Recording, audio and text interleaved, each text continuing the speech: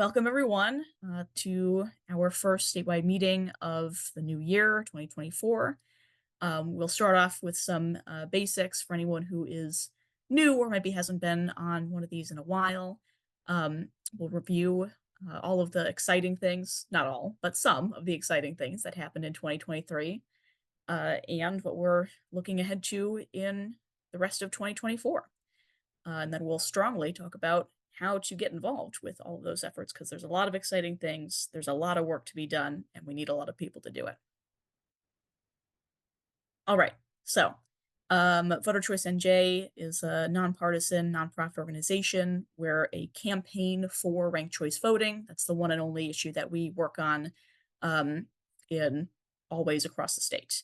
And really what we're about is education and advocacy, providing information and research and educational opportunities about RCV and promoting its adoption for all elections, most specifically focusing on passing a bill in the legislature and enabling RCV to be used in the general election at the local level. So for 2024, our big picture goal is to pass the Municipal and School Board Voting Options Act. That's a little bit of a mouthful, but basically it just would enable the use of ranked choice voting in local elections anywhere in the state that wants to use it. And that could be initiated either through the council or governing body of the locality or through direct action from the voters through voter initiative or citizen petitions. And get RCV in use in as many places as want to use it. So just a quick review of all of the many reasons that we like ranked choice voting. There's a lot of different things that bring people into this space supporting RCV, but one is that it encourages more candidates to run because it evens the playing field and reduces some of that unearned advantage that the candidates with just the two major parties inherently have in our first past the post plurality voting system, where really those two candidates are oftentimes only, seen as the only viable candidates. And for ranked choice voting, because you can mark 1, 2, 3, 4, however many candidate choices, and it encourages people to vote for whoever they really want to vote for, regardless of the perceived electability. That enables more candidates to be seen as viable, taken seriously by the voters, and encourages more people to run. For all those same reasons, ranked choice voting also reduces the concern about wasted votes and the practice of strategic voting, where voters are feeling pressured to vote for someone other than their favorite candidate because they are fearful that someone that they really don't like would win if they did vote for their favorite candidate.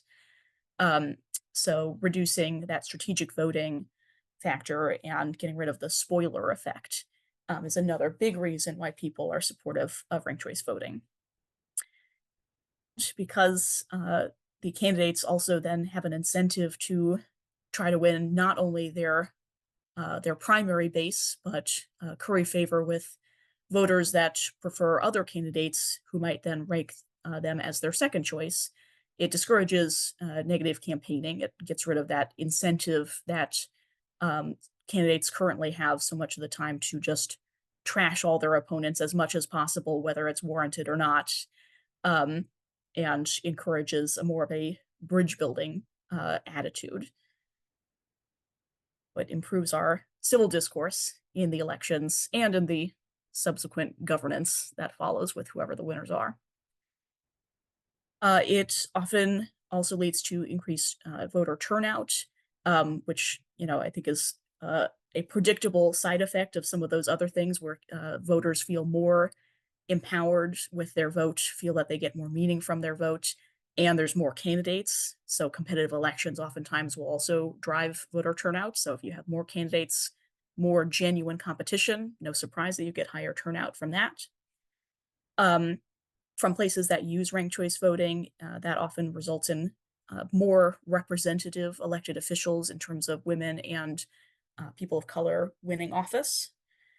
And for any places that have so far been using runoff elections as a way to try and ensure that majority support for candidates to win, it significantly reduces election costs because it eliminates the need for a runoff election, ranked choice voting, aka instant runoff voting, if you know it by another name.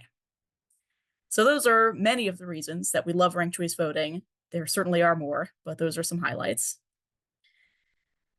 So in terms of how Voter Choice NJ is working on this issue, like I said, we're working to enable ranked choice voting to be adopted for all local elections through a voter initiative. We're working to educate voters on ranked choice voting through presentations and hands-on experiences, and to just introduce more people to RCV and engage people in the active movement working to advocate for RCV by building up our presence across the state so that we can reach more people and engage more people and, you know, create more activists to be in this fight with us. So some of the specific goals that we have for this upcoming year to activate those goals that we have are to collect 5,000 petition signatures for RCV enabling legislation.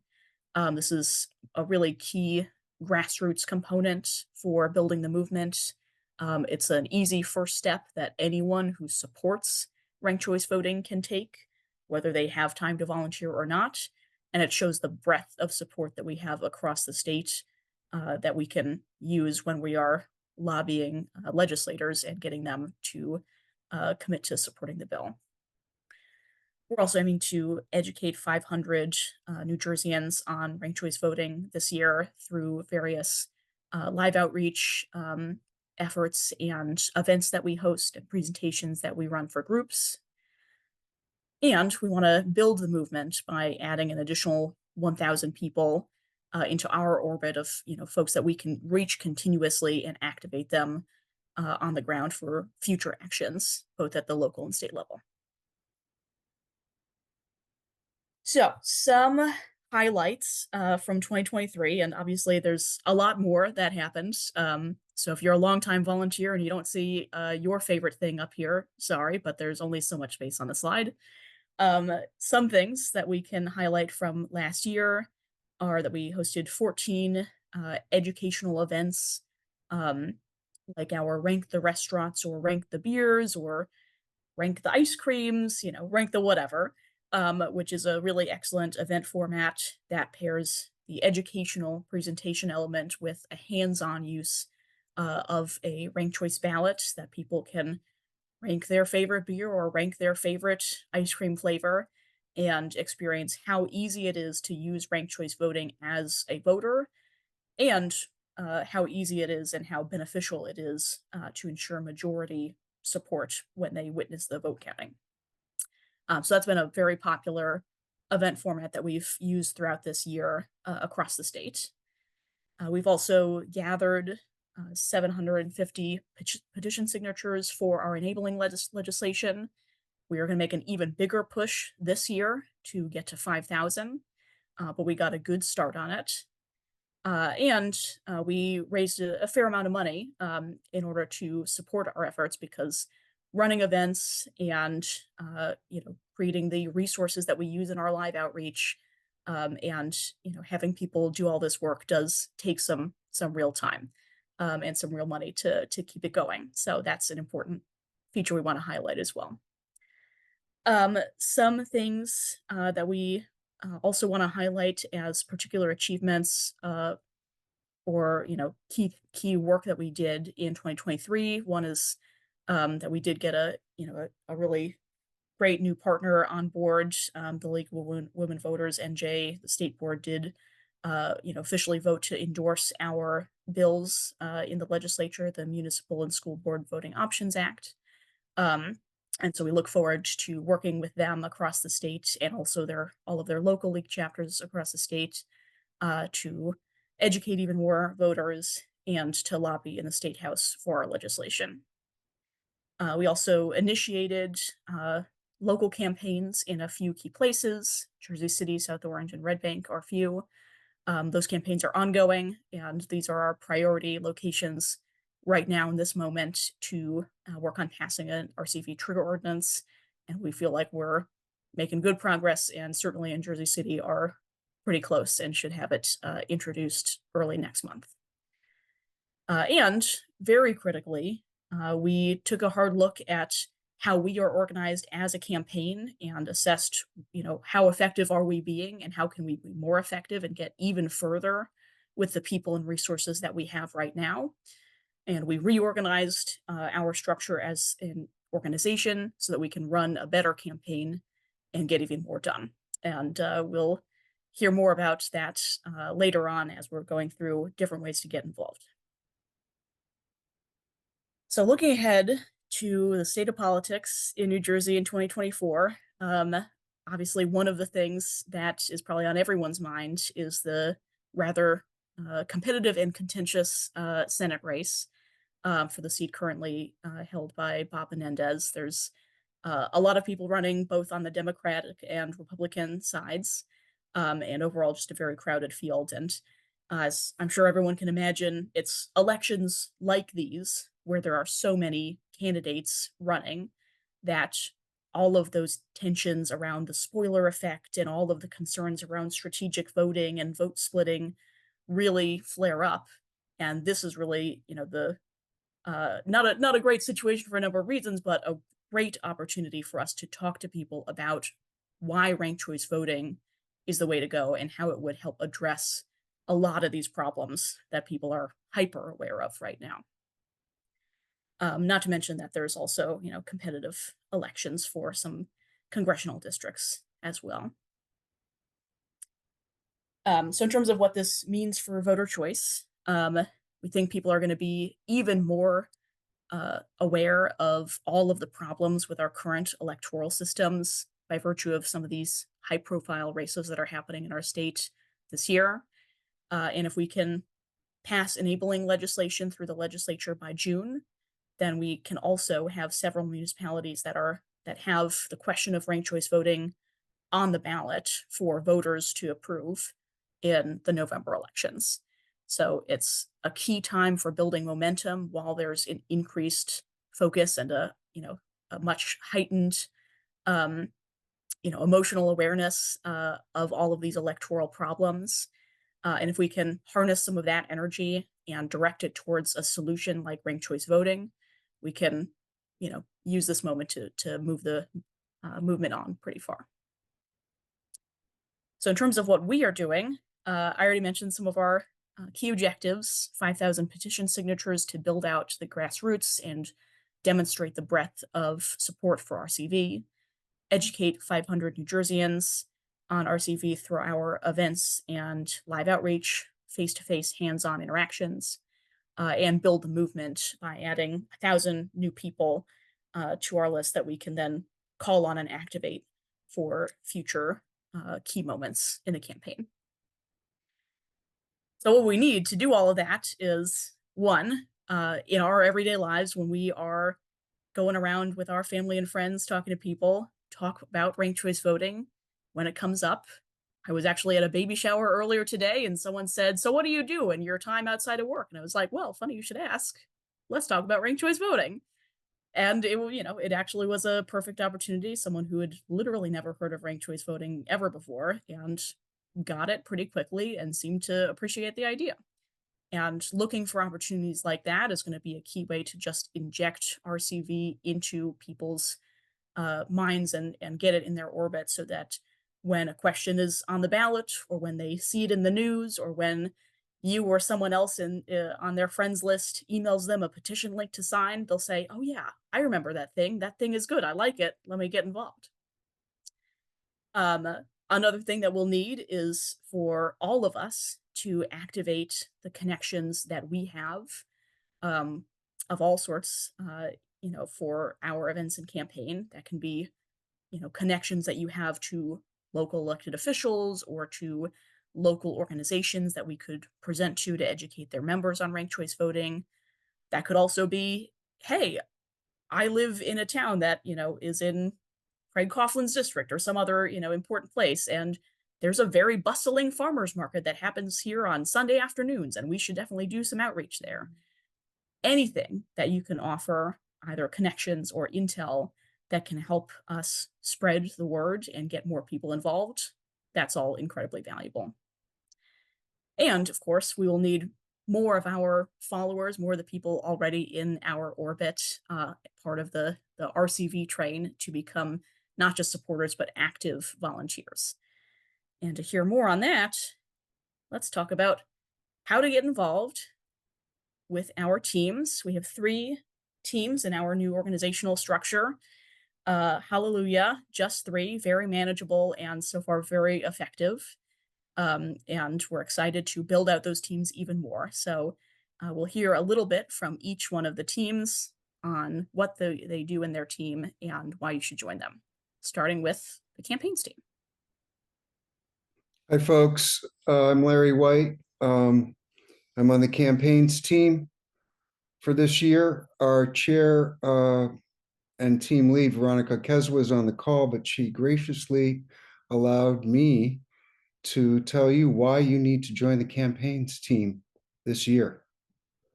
So our goals for 2024 is pass the RCV state enabling bills before the 2024 budget hearings. So basically June. Number 2, pass local RCV trigger ordinances in a minimum of 5 strategic municipalities listed below. You can read them yourselves, and possibly yours as well. Obtain 5,000 signatures for the petition for the enabling bills, and partner with key organizations to drive legislative outreach and strategy. Next slide, please. Okay, so we have a number of roles that we need to fill for a campaigns team in order to be effective and to get these bills passed. So if you're the type of person that likes to engage with folks, especially elected leaders, are sort of a policy wonk or interested in how a bill gets through the legislature and can personally have an impact on that, this is the team for you. So we have different task groups. Local initiative focus. That would be a person who's an advocate and another person that's coordinating outreach and support for people who are trying to get a trigger ordinance passed within their municipality. And that includes the 5 towns that we mentioned in the previous slide, but also if you're hooked in to your local government or personally know people on the council, let's talk about getting a trigger ordinance in your municipality. Then we have the legislative initiative, and that's going to involve key people, a legislative vote wrangler, and lobbying coordinators. And then as we get the bills out of committee and onto the floor, someone to handle the Assembly and the Senate to be engaging with legislators, getting vote counts like a whip in the legislature, and making sure that we've got enough votes to get these things passed into Governor Murphy's desk. And then we will also need a coalitions coordinator, because we have organizations like the League of Women Voters and the DSA that say that they have people and connections that we can utilize.